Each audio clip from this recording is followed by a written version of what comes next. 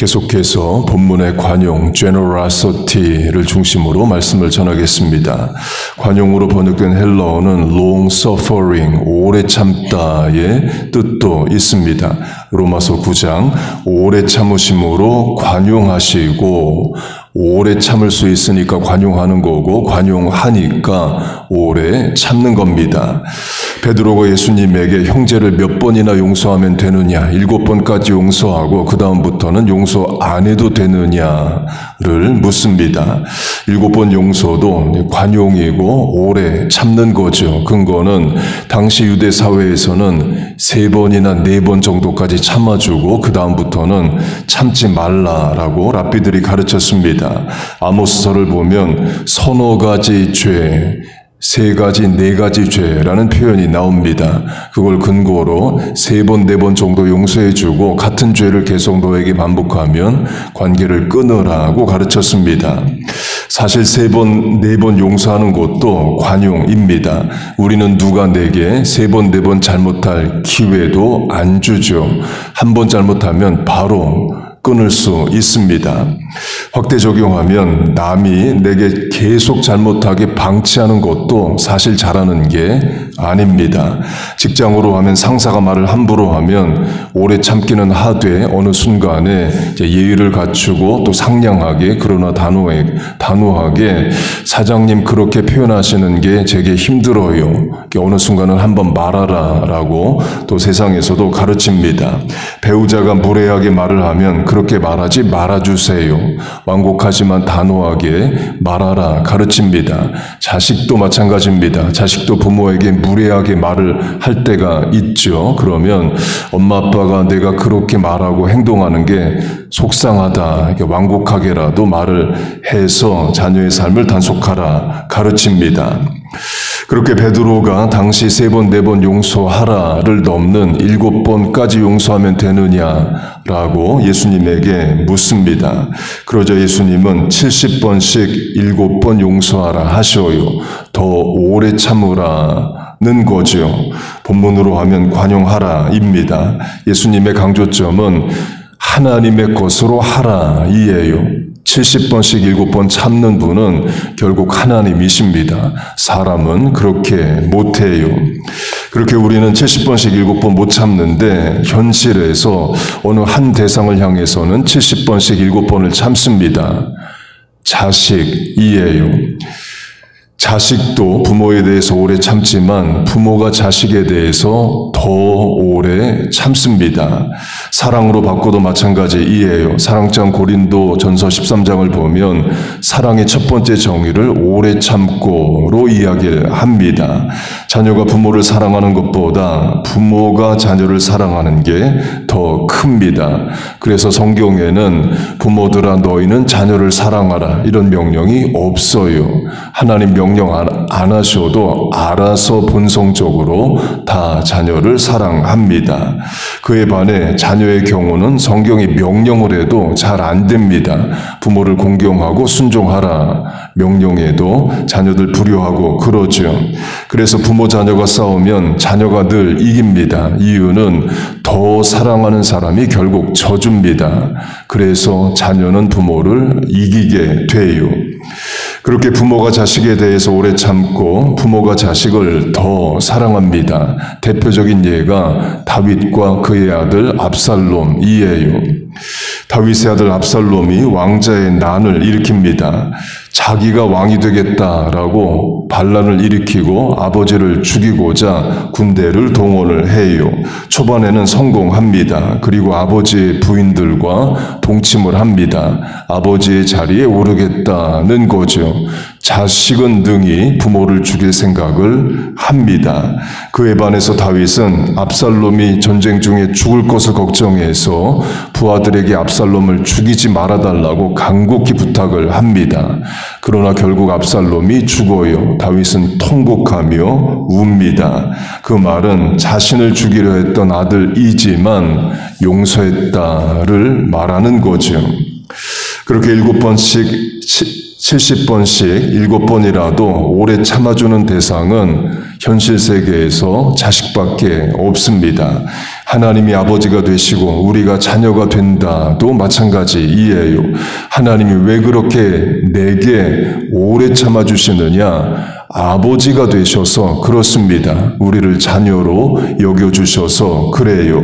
베드로후서 3장 주의 약속은 어떤 이들이 더디다고 생각하는 것 같이 더딘 것이 아니라 오직 주께서는 너희를 대하여 오래 참으사 아무도 멸망하지 아니하고 다 회개하기에 이르기를 원하시느니라. 주의 오래 참으심이 구원이 될 줄로 여기라. 하나님 오래 참으셔서 우리가 회개하고 용서도 받고 구원도 얻는다는 겁니다. 그렇게 관용의 뜻이 오래 참는다인데요. 확대 적용하면 오래 참는다의 적용점은 뭐냐? 1초 참는 겁니다. 지금 이 순간 분노한 화난 지금을 참는 거예요. 꼭 10년을 참아야만 오래 참는 게 아닙니다. 지금 1초가 안 참아지는데 어떻게 10년을 참겠어요? 그래서 오래 참는다의 적용점은 결국 지금을 참는 겁니다. 순간을 인내하는 거예요. 1초 참는 겁니다. 그래서 세상에서도 3-second rule, 3초 규칙이라는 것을 말합니다. 분노했을 때, 화났을 때 바로 말하거나 행동하지 말고 3초 참아보라는 거예요. 그럼 실천적 적용점으로 물을 한 잔 마시라고 말합니다. 또 물 마시는데, 물 따르는데 3초 이상 걸리기 때문에 그래요. 안 됩니다. 3초 참으면 성인 군자이에요. 우리는 1초도 못 참습니다. 바로 표현하고 바로 분노하고 소리 지르고 그러죠. 그래서 오래 참는다는 것은 10년씩 참는다는 게 아니라 현실에서는 이 순간 1초를 참는 거예요. 그게 참아져야 10년도 참습니다. 3-second rule, 세상의 규칙을 신앙적으로 적용하면 우리도 3초 참는 겁니다. 그런데 그 3초를 우린 물 마시는 게 아니라 기도를 하는 거예요.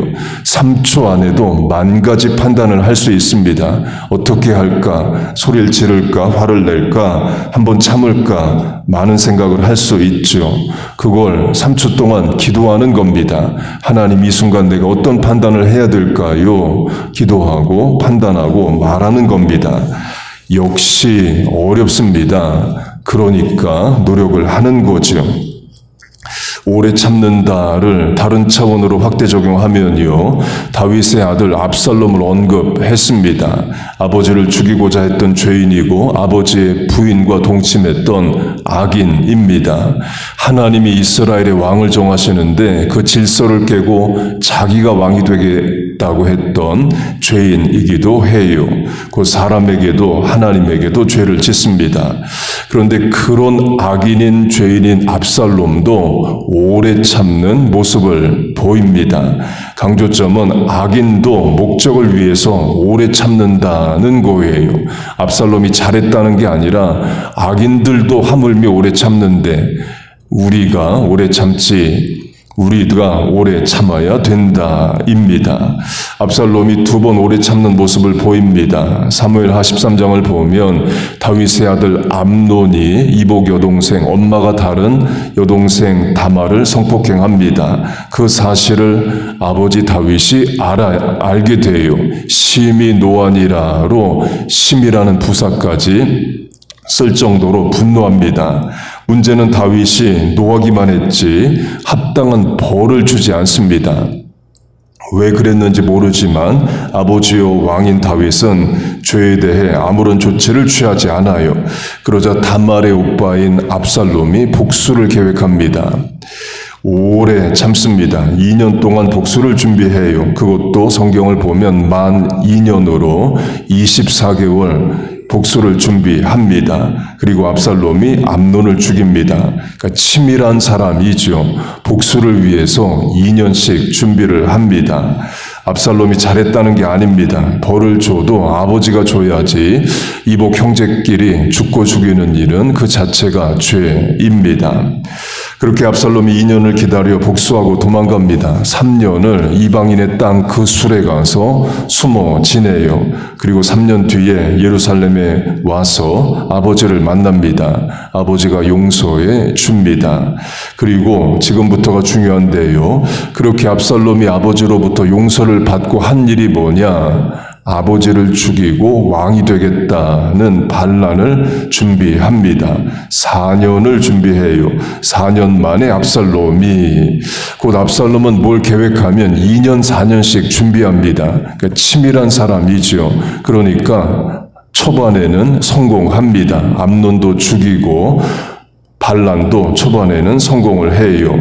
다윗이 신발도 못 신고 도망을 갑니다. 맨발로 울며 가고 왕이 신발도 못 신을 정도로 울면서 갈 정도로 다윗은 쫓겨갑니다. 압살롬이 치밀했다를 강조하는데요. 인간적으로 정치적으로 생각하면 반란 세력이 일어나는데 그것도 4년씩이나 준비하는데 왕이 몰랐다는 것도 안타까운 일이죠. 인텔리전스 에이전시, 정보국이든 감시국이든 있어야 되는데 그걸 못합니다. 또 그 말은 압살롬의 반란 준비가 또 그만큼 치밀했다를 말해요. 부정적 오래 참음의 예입니다. 악을 계획하는 자들도 2년, 4년씩 참으면서 목표를 위해 일한다는 거예요. 하물며 우리겠느냐입니다. 하물며 자녀를 성도로 길러내야 되는 부모겠느냐. 하물며 하나님이 주신 사명을 이 땅에 이루어야 되는 우리겠느냐입니다. 그럼 뭘 참아야 되느냐? 적용점은 각자에게 다 다릅니다. 한 가지만 강조하면 교회의 건덕을 위해서 오래 참아주세요. 교회의 평안과 유익을 위해서 입술을 지켜주세요. 이런 부탁을 제가 누구에게 하겠어요? 새벽에 기도하는 여러분들이니까 하는 거죠. 그리고 오래 참아야 된다, 관용이 있어야 된다는 설교를 들으면, 설교를 하면, 그래 너는 그런 설교했으니까, 설교를 들었으니까 어디 오늘 오래 참나 보자, 이런 일이 일어날 수 있습니다. 또는 마귀가 오늘 가정에서, 직장에서 분노할 일을 만들어내기도 해요. 곧 하나님도 우리를 테스트하시고 마귀는 우리를 유혹합니다. 제가 목사로서 새벽 기도로 주일 예배로 설교할 수 있는 것은 큰 특권입니다. 그런데 동시에 이런 도전이 있어요. 너는 설교한 대로 사느냐? 하나님이 자주 물으십니다. 예를 들어 본문 앞에 slow to anger, slow to speak, 노하기를 더디하며 말하기도 더디하라.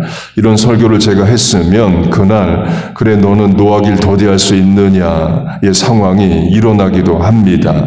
오늘 설교 강조점으로 하면 오래 참는 것이 1초 참는 거다라고 하면 1초 참아지느냐의 현실이 있기도 해요. 답은 내가 설교한 대로 되기보다 못할 때가 많습니다. 인생이 약하고 악해서 그래요. 그래서 본문이 말하듯이 위로부터 난 지혜입니다. 곧 인간은 오래 참고 관용하지 못합니다. 결국 본문의 8가지 지혜는 다 하나님의 것이에요. 하나님의 것으로 살라 이기라를 말합니다.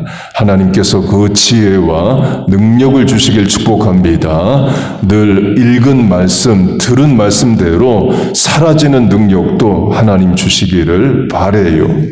그리고도 이번 주 내내 강조한 대로 본문의 위로부터 난 지혜는 다 하나님의 성품입니다. 성령의 9가지 열매와 교집합이 있고 예수님의 산상수훈, 팔복과도 겹치고 그리고 고린도전서 13장 사랑은 오래 참고로 시작하는 사랑의 정의들과도 많이 겹칩니다.